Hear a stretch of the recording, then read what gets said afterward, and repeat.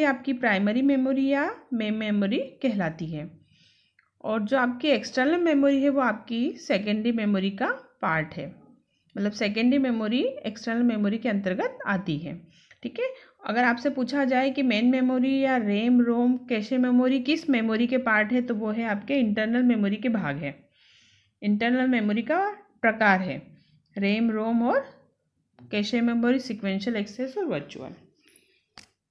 RAM और रोम मिलकर आपस में क्या बनाते हैं, आपकी प्राइमरी मेमोरी। प्राइमरी मेमोरी ऐसी मेमोरी होती है जो कि फर्दर डिवाइड नहीं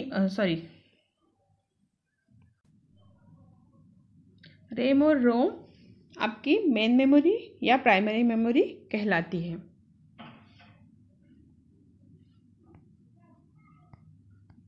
अब हम देखते हैं हर एक मेमोरी को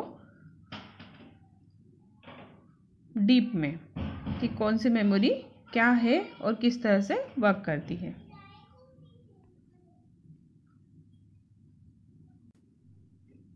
इंटरनल मेमोरी के जो बेसिकली 3 मेमोरी है हमारे सिलेबस में है, प्राइमरी मेमोरी, द्वितीय मेमोरी और आपकी कैशे मेमोरी।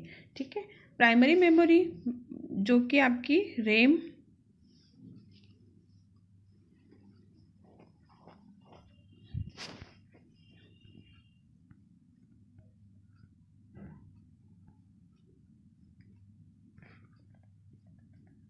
फ्लॉपी डिस्क होती है, वो किसका भाग है, आपका मैग्नेटिक डिस्क का।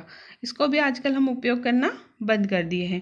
ऑप्टिकल डिस्क क्या होती है, सीडी जो है, सीडी और डीवीडी ये उसके उदाहरण है ऑप्टिकल डिस्क के।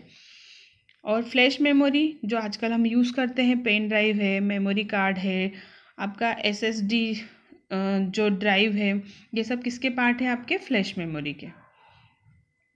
थर्ड पार्ट है आपका कैशे मेमोरी। कैशे मेमोरी क्या होती है, फास्ट होती है, ये सीपीयू के अंदर ही लगी होती है।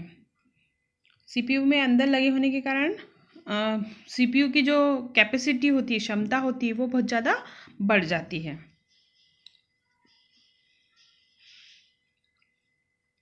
कैशे मेमोरी रैम से भी ज़्यादा कॉस्ट में ज़्यादा महंगी होती है और रैम से ज़्यादा फास्ट होती है। इससे डेटा तुरंत एक्सेस हो सकता है। ये आपकी कैशे मेमोरी है जो कि आपके सीपीयू के बिल्कुल पास में लगी होती है। मतलब आपकी पहले सीपीयू, फिर उसके बाद आपकी कैशे मेमोरी होती है, फिर प्राइमरी मेमोरी और फिर सेकेंडरी मेमोरी। तो जब भी हमें कुछ कंप्यूटर पे हम कोई भी डेटा एक्सेस करते हैं या खोलते हैं कोई फाइल को, तो सबसे पहले अगर वो फाइल सेव करी हुई है तो सेकेंडरी मेमोरी से प्राइमरी मेमोरी में आएगी, प्राइमरी मेमोरी से कैशे मेमोरी में आकर हमें सीपीयू में प्रोसेस करके दिखती है। कैशे मेमोरी की विशेषता बहुत फास्ट होती है, इसमें डेटा बहुत लिमिटेड होता है, इसकी क्षमता रैम और रोम से भी कम होती है और ये महंगी भी ज़्यादा होती है। कैशे मेमोरी 2 प्रकार की होती है, L1 कैशे मेमोरी और L2 cache memory. L1 cache memory आपकी सीपीयू के अंदर ही होती है और L2 कैशे मेमोरी सीपीयू से बाहर होती है।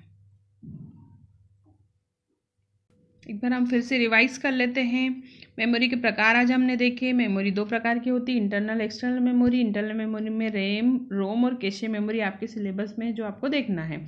रैम जो होती है, रैम 2 प्रकार की है, एस रैम और डी रैम।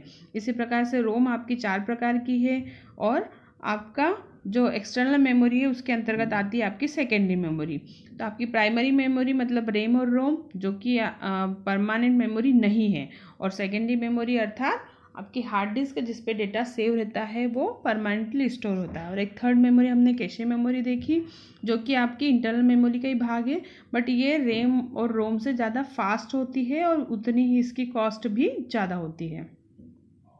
सीपीयू के जितने करीब जो मेमोरी होगी वो उतनी ही फास्ट होगी, ज़्यादा तेज़ चलेगी, बट उसकी क्षमता भी कम होती है, उसमें कम डेटा स्टोर होता है और साथ साथ में ये बहुत महंगी होती है। तो सबसे जो महंगी होती है कॉस्टली मेमोरी की अगर बात करें तो होती है कैश मेमोरी, उसके बाद में प्राइमरी मेमोरी और फिर सेकेंडरी मेमोरी की कॉस्ट उससे भी कम होती है।